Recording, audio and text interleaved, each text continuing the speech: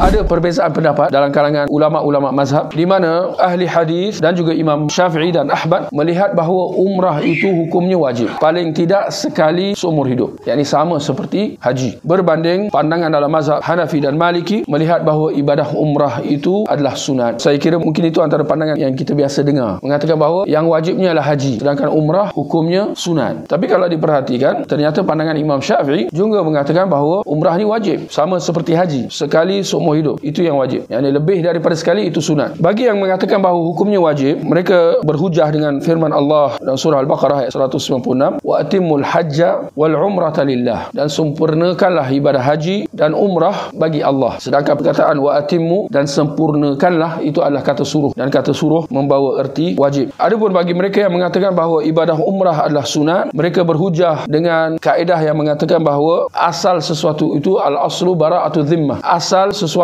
itu tidak wajib, melainkan ada nas yang mewajibkan. Maka mereka melihat tidak ada nas yang mewajibkan ibadah umrah itu secara khasnya, manakala nas-nas lebih tertumpu kepada ibadah haji secara khasnya. Seperti mana dalam hadis bunyal islamu ala khamsin, Islam dibina atas 5 perkara, yang mana yang kelima ialah ibadah haji, iaitu rukun Islam yang kelima dinyatakan haji secara spesifik. Dan juga firman Allah dalam surah Ali Imran ayat 97, Allah kata walillahi 'alan nasi hajjul bait, dan menjadi kewajipan atas manusia untuk mengerjakan haji ke tanah suci. Jadi mereka kata Allah menyatakan ibadah haji secara spesifik. Kalau dilihat antara kedua pendapat ini, antara yang kata umrah itu wajib dengan yang mengatakan umrah itu sunat, apa yang dapat kita simpulkan ialah bahawa pendapat pertama yang kuat yang mengatakan bahawa ibadah umrah itu juga sebenarnya wajib, ini antaranya berdasarkan hadis Nabi sallallahu alaihi wasallam mengatakan dakhalatil umrah fil hajj ila yaumil qiyamah, ibadah umrah telah masuk dalam ibadah haji sampai ke hari kiamat. Hadis ni dia ada asbab nuzul dia. Secara ringkasnya, apabila Rasulullah sallallahu alaihi wasallam dalam peristiwa haji wada,